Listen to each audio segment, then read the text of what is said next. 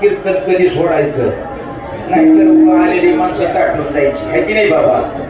तुमचं कोण होतं काय ऐका, आता मी बोलत नाही, मी अभंगाच्या तुमच्या सुद्धा धावत्या वेगामध्ये पुढचं मी घेऊन टाकतो आहे की नाही. नाहीतरी म्हणते ही किसच गोट मळते आहे की नाही बाबा. मी सत्यामध्ये सुद्धा कसला बी अभंग असला 2 तासात सोडवतो.